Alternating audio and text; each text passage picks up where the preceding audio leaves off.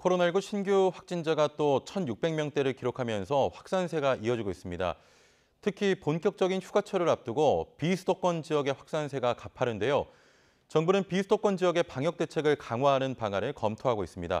자, 김정기 고려대 약학대학 교수와 자세한 상황 분석해 보겠습니다. 안녕하세요. 안녕하세요. 예. 자, 말씀드렸던 대로 네 자릿수 확진자 오늘로 18일째입니다. 특히 이번 주 중반 이후에는 연일 1,600명이 넘는 확진자가 나오고 있는데요. 현재 상황 좀 어떻게 보십니까?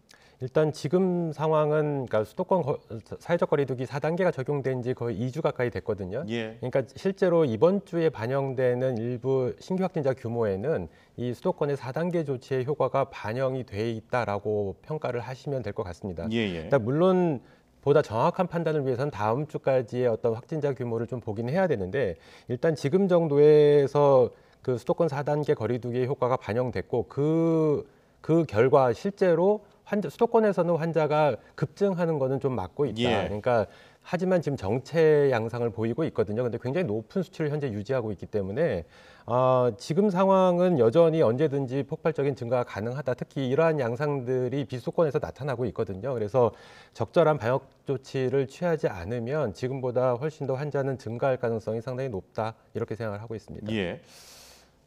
지금 말씀하신 대로 사회적 거리두기 4단계를 2주일간 더 연장을 했는데 좀 효과가 나타난다고 보기는 조금 어렵겠습니까?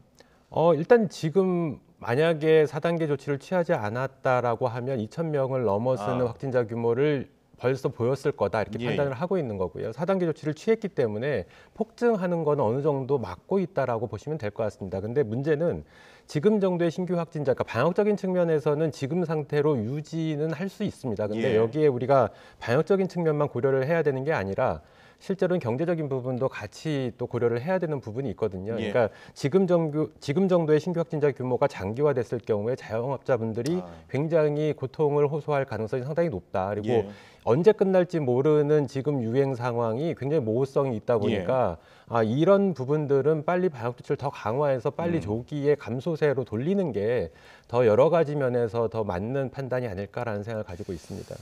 자, 지금 최근에는 비수도권의 그 확산 속도가 가파릅니다. 비수도권 확진자가 전체의 37%, 582명인데요. 4차 대유행 이후 최고치를 기록했습니다. 어떤 요인이 있겠습니까? 일단 가장 대표적인 요인은 그러니까 수도권에서 실제로 7월 초에 델타 변이 바이러스가 확산이 되면서 지금의 상황이 도래한 거고요. 이 부분이 수도권에서 비수도권으로 확산이 일어났다라고 보시면 될 것 같습니다. 대표적으로 초기에 부산이나 대전 등지에서 델타 변이 바이러스가 발견이 되면서 일대에서 크게 확산이 현재도 진행이 되고 있거든요. 그러니까 특히 부산에서의 이런 델타 변이 바이러스는 경남 쪽으로 확산이 되면서 지금 경남 지역에서도 100명이 넘는 확진자들이 계속 나오고 있거든요. 그래서 이러한 요인들이 계속 작용을 하고 있지 않나. 특히나 대표적으로 말씀드린 부산, 대전 그리고 제주 등지뿐만 아니라 최근에는 강릉 지역에서도 확진자가 증가를 하고 있고 점차 지역적으로도 확산을 하고 있거든요. 그래서 지금 정도의 방역 조치를 취하게 되면 과거 우리가 그 홍대 앞 주점에서 원어민 강사발 집단 감염이 발생한 이후에 거의 2주 안쪽에 굉장히 큰 규모로 확산이 진행됐거든요. 그러니까 비수도권에서도 물론 인구 밀집도가 수도권보다는 낮습니다만 유사한 시점 한 2, 3주 내에 굉장히 폭발적인 증가할 가능성이 상당히 높다 이렇게는 보고 있습니다. 자, 지금 비수도권 거리두기 단계가 지자체마다 다르거든요. 수도권 같은 경우는 4단계고 부산 3단계, 광주, 울산 같은 경우는 2단계인데 지금 풍선 효과가 나타난다 이런 지적도 나오고 있거든요. 정부가 내일 비수도권 방역 강화 대책을 발표할 예정인데 일괄적으로 3단계 적용하는 것도 필요할까요? 어떻게 보십니까? 글쎄요. 일괄적으로 3단계를 적용했을 때 그 효과가 과연 있을까라는 게 좀 의문이 됩니다. 그러니까 지금의 4단계로 되어 있는 사회적 거리두기 시스템에서는 단계별로 방역 조치가 강화되는 정도가 굉장히 미약합니다. 그러니까 실제로 주로 이제 시간대별로 해서 9시 또는 자정 이후에 어떤 운영 금지 같은 거, 그러니까 집합 금지 같은 거를 지금 조건이 들어가 있는데 낮 시간 동안의 방역 조치는 거의 작용하고 있지 않거든요. 그러니까 이러한 부분이 실제로 대부분의 비수도권 지자체에서 2단계를 적용하고 있습니다만 3단계로 높인다고 해서 그 효과는 굉장히 미비할 것이다. 그러니까 실제로 제가 보기에는 앞서 말씀드린 주로 확산이 진행되고 있는 부산 대전, 제주 같은 강릉 같은 곳에는 지금 강릉은 4단계 조치를 하고 있습니다만 4단계 조치를 취하고 4단계 플러스 알파 조치가 취해져야 될 것 같고 지금 나머지 그 비수도권 지자체들에서도 4단계에 준하는 조치들이 선제적으로 돼야지만 지금 초기의 확산세 양상을 빨리 감소세로 전환할 수 있지 않을까. 그러니까 지금 시기를 놓치게 되면 설령 전국적으로 4단계 조치를 취한다라고 하더라도 그 효과는 굉장히 미비할 가능성이 있다. 이렇게는 보고 있습니다. 자, 지금 본격적인 휴가철에 사실 저 방역 피로감까지 겹치면서 얼마나 이런 조치들 효과가 있을지 걱정도 되는데 충남 보령에서 머드 축제가 개막하기도 했거든요. 여름 휴가철인 만큼 좀 많은 사람들이 몰릴 것으로 보이는데 어떤 좀 방역 대책이 필요하다고 보십니까?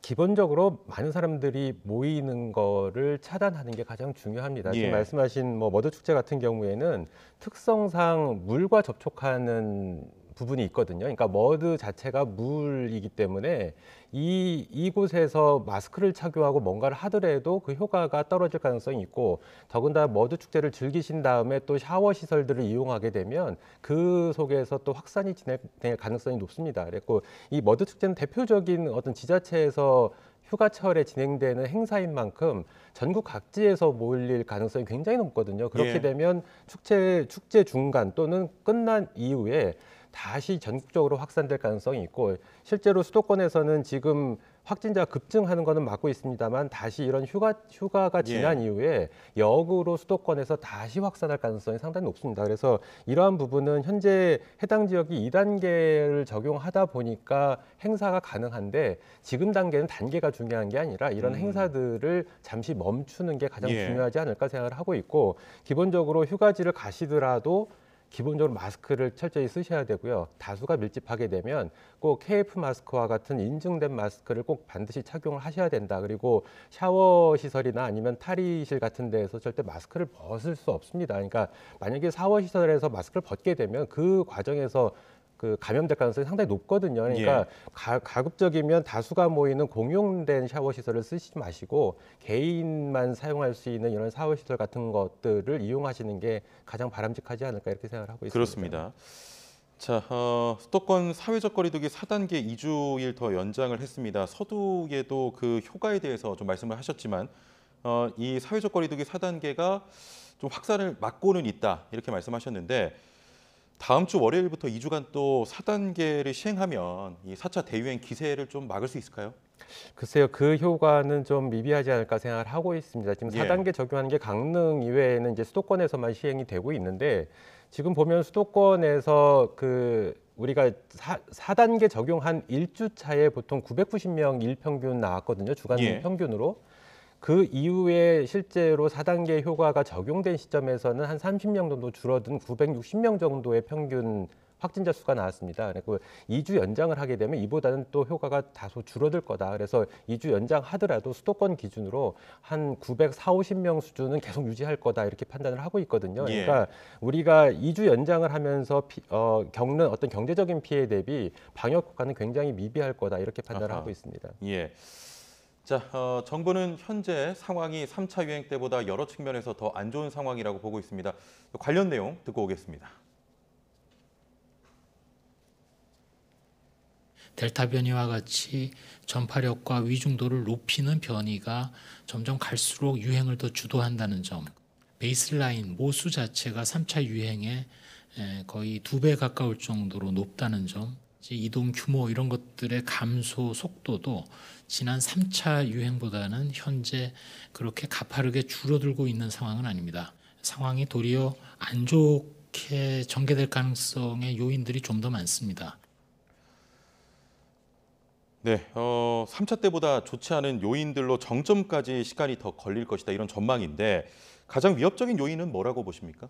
현재 유행을 주도하고 있는 원인이 델타 변이 바이러스다 이렇게 생각을 하시면 될 것 같고요. 우리가 델타 변이 바이러스 그러면 기존 코로나19 바이러스 대비 전파력이 2.5에서 3배까지 높다 이렇게 얘기를 하고 있는데 이 과학적인 수치 말고 실제로 우리가 경험치로 봤을 때는 훨씬 더 전파력이 강해 보인다라고 생각을 하고 있고 그 수준이 그동안 기존 코로나19 바이러스나 알파 변이 바이러스까지만 해도 우리가 강조하고 있는 방역 수칙을 준수를 하게 되면 크게 확산되는 양상은 나타나지 않았습니다. 근데 지금 델타 변이 바이러스 같은 경우에는 기본적인 방역 수칙을 지키더라도 우리가 뭐 마스크를 벗는 환경이 허용되는 부분이 있거든요. 이러한 부분에서 전파가 진행이 되는 양상을 보인다. 그러니까 우리가 생각하는 것보다 상당히 전파력이 훨씬 더 강하다. 예. 그래서 이 부분이 가장 우려스러운 부분이고 실제로 이러한 부분들이 홍대 일대에서 델타 변이 바이러스가 확산이 되면서 굉장히 빠른 속도로 진행이 됐거든요. 그리고 뭐 이러한 부분들 때문에 실제로 오늘 뭐 1,600명대의 신규 확진자가 나왔지만 만약에 내일도 유사한 수준으로 확진자가 나오면 다음 주 평일 기준 수요일에는 거의 1,900명을 넘는 그러니까 2,000명에 육박하는 신규 확진자가 나올 가능성이 상당히 높다라고 판단을 예. 하고 있습니다. 그래서 이 빠른 전파력 때문에 실제로 델타 변이 바이러스 때문에 지금의 확산세가 이렇게 진행되고 있지 않나 이렇게 생각을 하고 있습니다. 예. 자, 연일 뭐 신규 확진자가 최다치를 경신하고 있는데 이게 아직 정점을 가늠하기가 좀 어렵잖아요. 네. 이번 유행 과연 어느 정도 규모까지 확산하겠습니까? 지금 방역 조치를 만약에 유지를 한다라고 하면 지금 계속 이제 2주 연장하게 되면 계속 이제 연장이 되거든요. 그러니까 예. 우리가 보다 선제적인 방역 조치를 취할 수 있는 시간을 계속 놓치다 보면 이제 8월로 접어들게 되고 나중에 8월 말쯤에 환절기가 도래하게 되면 특히 델타 변이 바이러스는 기존 코로나19 바이러스랑 좀 다른 양상을 보이거든요. 그래서 감기와 더 유사한 초기 임상 증상을 보이다 보니까 감기 환자가 급증하는 시기가 오면 진단 검사까지 가는 시간이 좀 늦어집니다. 그렇게 예. 되면 접촉이 많아지게 되고 확진자는 훨씬 더 증가할 것이다. 그러면 우리가 보통 감염 재생산 지수 알로트 값이 훨씬 더 우리가 예상하고 있는 것보다 높아질 가능성이 있다. 보통 알려진 거는 감염 재생산 지수, 그러니까 델타 변이 바이러스가 한 5에서 8로 보고 있는데 예. 우리나라 같은 경우에는 그 정도 수치까지는 가지 않아도 한 적어도 3, 4까지는 갈 가능성이 있거든요. 그렇게 되면 3,000명, 4,000명을 넘길 수 있는 환경이 조성될 수도 있다. 이렇게는 보고 있습니다. 예, 알겠습니다. 자, 청해부대 상황도 살펴보겠습니다. 이번 집단 감염이 이달 초에 그 조리병에서 시작이 됐고 현지에서 공수한 식재료가 의심된다 이런 장병들의 증언들이 나왔는데 당국은 저 식재료에 의한 전파 가능성은 좀 낮다는 입장이에요. 어떻게 보십니까? 일단 과학적으로는 가능은 합니다. 그리고 예. 실제로 우리가 뭐 과거의 경험으로 봤을 때 뭐 엘리베이터 버튼이라든가 문 손잡이라든가 이런 걸 통해서 우리가 그 손을 그렇죠. 오염된 손을 호흡기 쪽에 갖다 댔을 경우에는 감염이 가능했거든요. 예. 그래서 이러한 부분이 충분히 식재료에 오염이 돼 있었다라고 하면 조리병이 실제로 조리를 하는 과정에서 손이 호흡기 쪽으로 가게 되면 감염의 가능성은 충분히 있습니다. 근데 예. 물론 비말을 통한 전파 가능성보다는 훨씬 떨어지는 거는 맞습니다. 근데 뭐 이렇게 그 식재료를 통해서 감염됐을 가능성을 완전히 배제할 수는 없다 이렇게는 보고 있습니다. 예. 이 검사 장비에도 문제가 있는 것으로 드러났는데 국방부가 그 청해부대 출발 전에 신속 항원 검사 키트를 챙기라고 지시했습니다만 이 해군 실무진의 착오로 문무대왕함에 선적되지 않은 것으로 확인이 됐습니다. 대신 이 항체 검사 키트를 챙겨갔다고 하는데 만약에 항원 검사 키트였다면 이게 상황이 좀 달라졌을 거라고 보십니까? 일단 이 청해부대 같은 경우에는 가장 선택지 중에 가장 안 좋은 선택지로만 선택이 된 경우거든요. 예. 그러니까 실제로 9번, 그러니까 최근에 기항직 포함해서 9번의 기항을 했는데 그 마지막 기항지에서 감염이 일어났고요.